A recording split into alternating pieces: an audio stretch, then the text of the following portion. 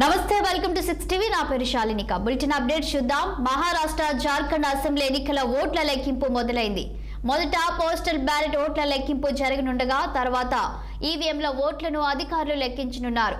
ఓట్ల లెక్కింపు నేపథ్యంలో ఎలాంటి అవాంఛనీయ ఘటనలు చోటు చేసుకోకుండా కౌంటింగ్ కేంద్రాల వద్ద భారీ భద్రత ఏర్పాటు చేశారు.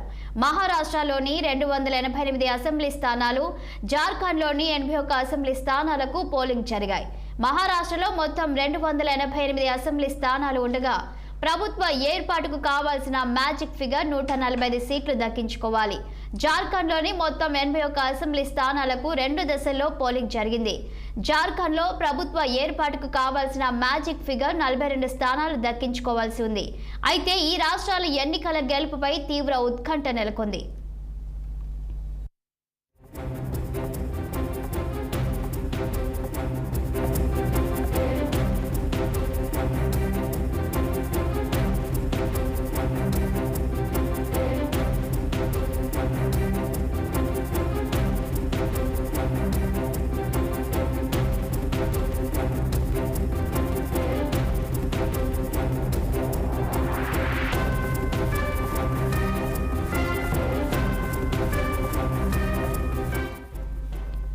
మహారాష్ట్ర జార్ఖండ్ అసెంబ్లీ ఎన్నికల ఓట్ల లెక్కింపు మొదలైంది. మొదట పోస్టల్ బ్యాలెట్ ఓట్ల లెక్కింపు జరగనుండగా తర్వాత ఈవీఎంల ఓట్లను అధికారులు లెక్కించనున్నారు. ఓట్ల లెక్కింపు నేపథ్యంలో ఎలాంటి అవాంఛనీయ ఘటనలు చోటు చేసుకోకుండా కౌంటింగ్ కేంద్రాల వద్ద భారీ భద్రత ఏర్పాటు చేశారు. మహారాష్ట్రలోని 288 అసెంబ్లీ స్థానాలు, జార్ఖండ్లోని 81 అసెంబ్లీ స్థానాలకు పోలింగ్ జరిగాయి. మహారాష్ట్రలో మొత్తం 288 అసెంబ్లీ స్థానాలు ఉండగా ప్రభుత్వ ఏర్పాటుకు కావాల్సిన మ్యాజిక్ ఫిగర్ 145 సీట్లు దక్కించుకోవాలి. జార్ఖండ్లోని మొత్తం 81 అసెంబ్లీ స్థానాలకు 2 దశల్లో పోలింగ్ జరిగింది. జార్ఖండ్లో ప్రభుత్వ ఏర్పాటుకు కావాల్సిన మ్యాజిక్ ఫిగర్ 42 స్థానాలు దక్కించుకోవాల్సి ఉంది. అయితే ఈ రాష్ట్రాల ఎన్నికల గెలుపుపై తీవ్ర ఉత్కంఠ నెలకొంది.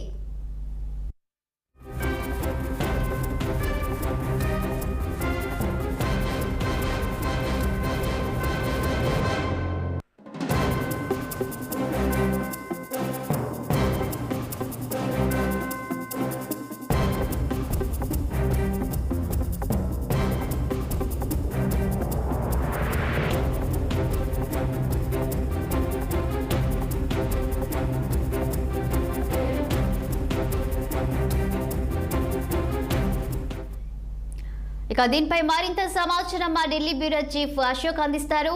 గుడ్ మార్నింగ్ అశోక్, చెప్పండి. ఇక మహారాష్ట్ర అలాగే జార్ఖండ్ రాష్ట్రాలలో ఎన్నికల కౌంటింగ్ ఎలా కొనసాగుతుంది?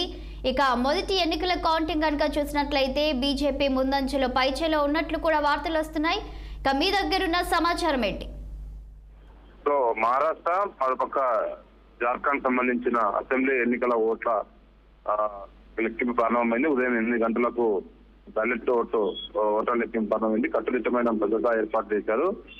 లెక్కింపు ప్రక్రియను పరిశీలించేందుకు ఏజెంట్లు క్షుణ్ణంగా పోలీసులు చెక్ చేసిన తర్వాత లోపల పంపించి ఇప్పుడు ప్రస్తుతం అయితే బ్యాలెట్ ఓట్లు కొనసాగుతుంది. బ్యాలెట్ ఓట్లలో మహారాష్ట్రలో అటు జార్ఖండ్ రెండింటిలో ఎన్డీఏ కూటమి ఆధిక్యంలో ఉన్నట్టు వస్తుంది. మొత్తము జార్ఖండ్ ముక్తి మోర్చా కాంగ్రెస్ కూటమి, ప్రతిపక్ష ఎన్డీఏ ప్రభుత్వం ఈ రోజు తెరనుంది జార్ఖండ్ లో. మరోపక్క మహారాష్ట్రలో కూడా ఎన్డీఏ కూటమి, అదేవిధంగా మహాకూటమి ద్వారా కాంగ్రెస్, అదేవిధంగా ఎన్సీపీ, అయితే శివసేనకు సంబంధించిన పార్టీలు మొత్తం కలిసి పోటీ చేశాయి. దాదాపు మొత్తం 288 స్థానాలు ఉన్నాయి అసెంబ్లీ స్థానాలు మహారాష్ట్రలో. అధికార మార్పు జరగాలంటే దాదాపు 244 సీట్లు గెలవాల్సి ఉంటుంది. మరోపక్క జార్ఖండ్ లో అయితే 81 స్థానాల్లో అసెంబ్లీ 81 స్థానాల్లో అసెంబ్లీ ఉన్నాయి. అందులో దాదాపు 42కు పైగా గెలిస్తే అధికారం కైవసం చేసుకోవచ్చు. ప్రస్తుతం అక్కడ జార్ఖండ్ ముక్తి మోర్చా కాంగ్రెస్ కూటమి అధికారంలో ఉంది. ఈసారి ఎలా అయినా ప్రభుత్వం ఏర్పాటు చేయాలని ఎన్డీఏ చూస్తోంది. అందులో భాగంగానే ఎగ్జిట్ పోల్స్ మనం చూసుకోవచ్చు. దానికి అనుగుణంగానే ఫలితాలు ముందుకు వెళ్తున్నట్టు చెప్పుకోవచ్చు. ఎగ్జిట్ పోల్స్ లో దాదాపు అన్ని అటు మహారాష్ట్రలో ఇటు జార్ఖండ్ లో ఎన్డీఏ ప్రభుత్వం ఏర్పాటు చేస్తుందంటూ స్పష్టమైన ఇంకా ఫలితాలు వచ్చాయి ఎగ్జిట్ పోల్స్. ఇప్పుడు ట్రెండ్ చూస్తుంటే మాత్రం అది ఖచ్చితంగా దానికి అనుగుణంగానే అటు మహారాష్ట్రలో ఇటు జార్ఖండ్ లో ఏదైతే ఎన్డీఏ కూటమి ముందంజలో ఉంది. సో మొత్తం 81 స్థానాలలో జార్ఖండ్ లో ఈ నెల 13, 20 తేదీల్లో పోలింగ్ జరిగింది. తొలి విడతలో 43 నియోజకవర్గాల్లో 38 స్థానాలకు రెండో విడతలో ఓటింగ్ నిర్వహించారు. సో తాజాగా వెలువడిన ఎగ్జిట్ పోల్స్ లో భాజపా కూటమి గెలుస్తుందంటూ స్పష్టమైన అయితే అంచనాలు వేశాయి. సో మరో మహారాష్ట్రలో మాత్రము ఈసారి మళ్ళీ ఎన్డీఏ ప్రభుత్వమే అధికారంలోకి వచ్చే అవకాశాలు ఉన్నట్టు ఈ అయితే ఎగ్జిట్ పోల్స్ అంచనాలు స్పష్టంగా చెప్తున్నాయి. సో ఈ నెల 26వ తారీఖు నాడు మహారాష్ట్ర అసెంబ్లీ గడువు ముగుస్తుంది. అంటే కేవలం 3 రోజుల సమయం ఉంది. ఈ రోజు గెలిస్తే మాత్రం 3 రోజుల్లోనే ప్రభుత్వం ఏర్పాటు చేయాల్సి ఉంటుంది. కాబట్టి అటు కాంగ్రెస్ పార్టీ ఇటు బీజేపీ ప్రభుత్వం రెండు సిద్ధంగా ఉన్నాయి. ఎవరు గెలిచినా మాత్రం 3 రోజుల్లో ప్రభుత్వం ఏర్పాటు చేయాల్సిన అవసరం ఉంటుంది. సో దేశవ్యాప్తంగా దీంతో పాటు 13 రాష్ట్రాల్లో 46 శాసనసభ, మహారాష్ట్రలో నాందేడ్ లోక్సభ స్థానానికి ఉప ఎన్నిక నడుస్తుంది. మహారాష్ట్ర నాందేడ్ లో కూడా బీజేపీ ముందంజలో ఉంది. మరోపక్క వయనాడ్ లో కూడా కాంగ్రెస్ పార్టీ సంబంధించిన నేత ప్రియాంక గాంధీ ముందంజలో ఉన్నట్టు తెలుస్తోంది. ఓవరాల్ గా దేశవ్యాప్తంగా ఎన్డీఏ కూటమి 2 రాష్ట్రాల్లో ముందంజలో ఉంది. సో ఖచ్చితంగా ఏదైతే ఎగ్జిట్ పోల్స్ అంచనాలకు తగ్గట్టుగానే ముందు వెళ్తా ఉంది. సో కొద్దిసేపట్లోనే అయితే దీనికి సంబంధించిన ఇంకా అయితే ఓన్లీ కేవలం బ్యాలెట్ బాక్స్ లే మాత్రమే కౌంటింగ్ చేస్తారు. ఇప్పుడు ఈవీఎం లెక్క పెడతారు కాబట్టి ఈవీఎం లెక్క పెట్టిన తర్వాత ఇంకా ఎవరు లీడ్లో ఉంటారో ఎవరు ఓడిపోతారని మాత్రం స్పష్టమైన అంచనాలకు రావచ్చు. ప్రస్తుతం అయితే ఎన్డీఏ కూటమి 2 రాష్ట్రాల్లో ముందంజలో ఉంది. సో మరికొద్ది సేపట్లోనే ఎవరు గెలుస్తారు ఎవరు ఓడిపోతారని తెలిసే అవకాశం ఉంది. ఎస్ అశోక్, కొన్ని నెలల కిందట మనం చూసినట్లయితే జరిగిన తెలుగు రాష్ట్రాల ఎన్నికలను మనం చూసినట్లయితే అందరూ ఎన్డీఏ కూటమియే ముందంజలో ఉంటుందని అనుకున్నప్పుడు కూడా ఇండియా కూటమి చేరువలకు వచ్చింది. ఎన్డీఏ కూటమికి చేరువు దాకా వచ్చింది. మరి ఈసారి 2 కూటమిలను కనుక పోల్చి చూస్తే ఈ రాష్ట్రాలలో ఎలక్షన్స్ ఏ విధంగా ఉండబోతుంది? ఎందుకంటే గతంలో జార్ఖండ్లో కాంగ్రెస్ పార్టీ ఉంది. మరి ఈసారి జార్ఖండ్ పార్టీ కాంగ్రెస్ కన్నా పట్టం కట్టే అవకాశం ఉందంటారా?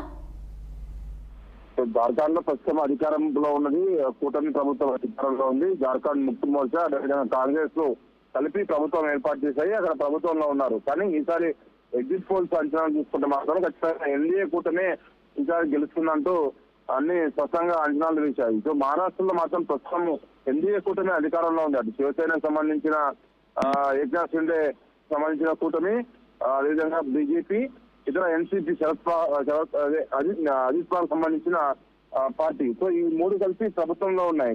సో ఎగ్జిట్ పోల్స్ అంచనాలు మాత్రము ఎన్డీఏ కూటమి దాదాపు 170 పైగా సీట్లు గెలుస్తుందని అంచనాలకు వచ్చింది. సో కాంగ్రెస్ కి అయితే ఎగ్జిట్ పోల్స్ లో 2 రాష్ట్రాల్లో కాంగ్రెస్ కూటమి ఓడిపోతుందంటూ స్పష్టంగా ఆదేశాలు అంటే అంచనాలు వేసింది ఎగ్జిట్ పోల్స్. సో దాని తగ్గట్టుగానే వెళ్ళొచ్చు. గతంలో కూడా ఎగ్జిట్ పోల్స్ అంచనాలకు తగ్గట్టుగానే ఫలితాలు వచ్చాయి.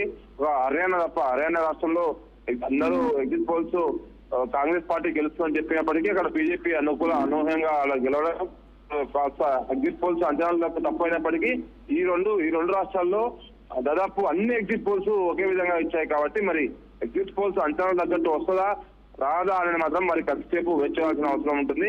సో ఖచ్చితంగా అటు కాంగ్రెస్ పార్టీ ఇటు బీజేపీ ధీమాగా ఉన్నాయి. ఖచ్చితంగా రెండోసారి అధికారంలోకి వస్తామంటూ మహారాష్ట్రలో బీజేపీ అధికారంలో ఉంది. ఎలా అయినా మేము కాంగ్రెస్ కూటమి అధికారంలో వస్తామంటూ కాంగ్రెస్ ధీమాగా ఉంది. జార్ఖండ్ లో మాత్రము ఈసారి ఖచ్చితంగా అధికార మార్పు జరిగే అవకాశం ఉన్నట్టు తెలుస్తుంది. ఎందుకంటే అక్కడ లోకల్ సీఎం జార్ఖండ్ ముక్తి మోర్చా సీఎం పైన అనేక ఆరోపణలు వచ్చాయి. ఇసుక కుంభకోణంలో జైలుకు కూడా వెళ్ళొచ్చారు. కాబట్టి ఈ నేపథ్యంలో ఆ పార్టీకి భంగపాటు తప్పదంటూ విశ్లేషకులు చెప్తున్నారు. అదేవిధంగా దాని తగ్గట్టుగానే ఎగ్జిట్ పోల్స్ అంచనాలు వచ్చాయి. కాబట్టి ఈసారి ఖచ్చితంగా ఎన్డీఏ ప్రభుత్వము జార్ఖండ్ లో జెండా ఎగరవేస్తుందంటూ ఖచ్చితంగా చెప్పుకోవచ్చు. అందుకు తగ్గట్లే ఎగ్జిట్ పోల్స్ ఫలితాలు చూసుకుంటే ఆ విధంగానే ఉంది. సో మరి కొద్దిసేపటి అంటే 10-11 వరకు ఫలితాలు ఒక అంచనాగా రావచ్చు. సో దాని ఆ అంచనాలను బట్టి ట్రెండ్ అదే కొనసాగే అవకాశం ఉంది. రైట్, మనం కాంగ్రెస్ పార్టీ కనుక ఒకసారి చూసుకున్నట్లయితే సూపర్ 6 అనే పథకాల అమలుతో ముందుకు వెళ్తుంది. ఒకవైపు కర్ణాటకలో అలాగే తెలంగాణ రాష్ట్రంలో కూడా విజయం సాధించింది. సో తెలంగాణ నుంచి చాలా మంది నేతలు మహారాష్ట్రకి అక్కడ వెళ్ళి వాళ్ళు క్యాంపెయినింగ్ కూడా చేయడం జరిగింది. ఈ ఎఫెక్ట్ అక్కడ ఏమైనా ఉంటుంది అనుకోవచ్చా? సో ఖచ్చితంగా రాష్ట్రానికి సంబంధించిన నేతలు వెళ్ళి ఈ 6 గ్యారంటీల హామీలు ఏదైతే ఇచ్చారో అటు కర్ణాటకలో కానీ తెలంగాణలో కానీ సో చాలా వరకు వాటికి సంబంధించిన అన్ని పథకాలను మహారాష్ట్రలో ప్రచారం చేశారు. రేవంత్ రెడ్డి ఇతర మంత్రులు కూడా వెళ్ళి పెద్ద ఎత్తున ప్రచారం చేశారు. కానీ ఇక్కడ నుంచి కొంతమంది బీజేపీకి సంబంధించిన నేతలు విధంగా ఇతర పార్టీకి సంబంధించిన వాళ్ళు కూడా అక్కడ ప్రచారం చేశారు బీజేపీ తరఫున. సో వాళ్ళు ప్రచారంలో ఖచ్చితంగా కాంగ్రెస్ పార్టీ 6 హామీల్లో అయితే ఇచ్చింది కానీ ఇలా అమలు చేయలేదు కాబట్టి బీజేపీకి సంబంధించిన నేతలు అక్కడ ఆయా రాష్ట్రాల్లో కూడా ప్రచారం చేసి కాంగ్రెస్ పార్టీ ఏ రాష్ట్రాల్లో అధికారంలో ఉందో అక్కడ ఇచ్చిన హామీలను అమలు చేయట్లేదు, కేవలము మాటల వరకు చెప్పారు కానీ అక్కడ ఎలాంటి హామీలు అమలు చేయలేదు. 6 గ్యారంటీల హామీలు కూడా ఇంకా అమలు చేయలేదు కాబట్టి సో వాటిని కూడా బీజేపీ పెద్ద ఎత్తున పబ్లిక్ లోకి తీసుకెళ్ళింది. మన పక్క కాంగ్రెస్ పార్టీ కూడా ఖచ్చితంగా 6 గ్యారంటీల హామీలు అమలు చేశాము, మహారాష్ట్ర ఏది కర్ణాటకలో అటు తెలంగాణలో అమలు అవుతున్నాయి. సో కాబట్టి మహారాష్ట్రలో కూడా కాంగ్రెస్ పార్టీని గెలిపించాలంటూ కాంగ్రెస్ పార్టీ నాయకులు కానీ అటు జాతీయ నాయకులు కూడా పెద్ద ఎత్తున ప్రచారం చేశారు. సో మన పక్క బీజేపీ కూడా అంతే ధీమాగా ప్రచారం చేసింది. కాంగ్రెస్ పార్టీ అధికారంలో రాష్ట్రాల్లో సంక్షేమ పథకాలు అమలు కావట్లేదంటూ వాళ్ళు ప్రజల్లోకి తీసుకెళ్లారు. మరి ఓవరాల్ గా ఈ ప్రజలు ఎలా తీసుకున్నారని మాత్రం మరి కొంత చెప్పడం తెలియదు. అయితే అత్యధిక మెజార్టీ గెలిచినటువంటి AP deputy CM Pawan Kalyan కూడా ఈసారి బీజేపీ తరఫున మహారాష్ట్రలో మరి ప్రచారం చేయడం జరిగింది. పవన్ ఎఫెక్ట్ అనేది అక్కడ ఎంతవరకు ఉంటుంది అనుకోవచ్చు? ఖచ్చితంగా పవన్ కళ్యాణ్ ఎఫెక్ట్ ఉంటుంది. ఎందుకంటే ఆయన ఆంధ్రప్రదేశ్ లో కీలకంగా వ్యవహరించారు. ఎన్నికల్లో కూటమి ఏర్పాటు చేయడంలో విషయంలో కానీ ప్రభుత్వం ఏర్పాటు విషయంలో కానీ అటు చంద్రబాబు నాయుడిని అటు బీజేపీని ఏకతాటిపైకి తీసుకొచ్చి ఆంధ్రప్రదేశ్ లో కూటమి ఏర్పాటు దిశగా చేసి గెలుపు దిశగా ఆయన అనేక ప్రయత్నాలు చేశారు. కాబట్టి సో ఆయనను మహారాష్ట్రలో ఖచ్చితంగా క్యాంపెయినింగ్ గా వాడుకున్నారు. సో ఆ ఎఫెక్ట్ మహారాష్ట్రలో కాస్త ఉండొచ్చు. ఎందుకంటే మహారాష్ట్రలో తెలుగు వాళ్ళు చాలా ఉంటారు. నాందేడ్ కానీ లక్నో లాంటి సిటీల్లో చాలా మంది తెలుగు వాళ్ళు అక్కడ సెటిల్ అయిపోయారు. సో కాబట్టి అక్కడ ప్రచారం చేయడం వల్ల కాస్త తెలుగు వారి ఓట్లు బీజేపీకి పడే అవకాశాలు ఉన్నట్టు అందుకోసం బీజేపీ పవన్ కళ్యాణ్ తో ప్రచారం చేయించింది. ఖచ్చితంగా కాస్త అయితే బెనిఫిట్ బీజేపీకి ఉంటుంది. అందులో భాగంగానే పవన్ కళ్యాణ్ ని ప్రచారంలోకి దింపింది. సో ఆయన ఆంధ్రప్రదేశ్ లో ఆయన చేసిన ప్రచారం కానీ సో దానికి వచ్చిన ఫలితాలను చూస్తే ఖచ్చితంగా బీజేపీ ఆయనను వాడుకోవాలని చూస్తుంది. కాబట్టి అందులో భాగంగానే మహారాష్ట్రలో ఆయనను ప్రచారంలోకి దింపింది. అశోక్, ఇక వయనాడ్ ప్రజలు కూడా ప్రతిసారి కాంగ్రెస్ పార్టీకే పట్టం కడుతూ వస్తున్నారు. ఈసారి అక్కడ ప్రియాంక గాంధీ పోటీ చేస్తున్నారు. మరి ఈసారి వయనాడ్ ప్రజలు ఎవరికి విజయాన్ని కట్టబెట్టే అవకాశం కనిపిస్తుంది అనుకోవచ్చు? ప్రస్తుతం చూసుకున్న ట్రెండ్ ప్రకారం చూసుకుంటే వయనాడ్ లో ఉప ఎన్నికల ఓట్ల లెక్కింపులో కాంగ్రెస్ ముందంజలో ఉంది. 3,000 ఓట్లకు పైగా ఆధిక్యంలో కాంగ్రెస్ అభ్యర్థి ముందంజలో ఉంది. అక్కడ బీజేపీ అభ్యర్థి నవ్య హరిదాస్ వెనుకంజలో ఉన్నారు. సో రీసెంట్ గా జరిగిన అసెంబ్లీ ఎన్నికల్లో రాహుల్ గాంధీ 2 స్థానాల్లో పోటీ చేశారు, అటు అమేఠీ ఇటు వయనాడు. సో కాబట్టి ఏదో ఒక స్థానాన్ని ఖాళీ చేయాల్సి ఉంటుంది కాబట్టి ఆయన వయనాడు రాజీనామా చేశారు. సో వయనాడు నుంచి ఇప్పుడు కాంగ్రెస్ అభ్యర్థిగా ప్రియాంక గాంధీ పోటీ చేసింది. చాలా మంది జాతీయ నాయకులు వెళ్లి పోటీ చేశారు. సో ఖచ్చితంగా ఈసారి కూడా 3వ అధ్యక్ష కాంగ్రెస్ పార్టీని పబ్లిక్ గెలిపిస్తారంటూ చాలా ధీమాగా ఉన్నారు. అందుకు అనుగుణంగానే ట్రెండ్స్ చూసుకుంటే కాంగ్రెస్ అభ్యర్థి ముందంజలో ఉంది. సో ఈసారి కూడా కాంగ్రెస్ పార్టీ ఖచ్చితంగా వయనాడులో గెలిచే అవకాశాలు ఎక్కువగా ఉన్నాయి. Thank you Ashok.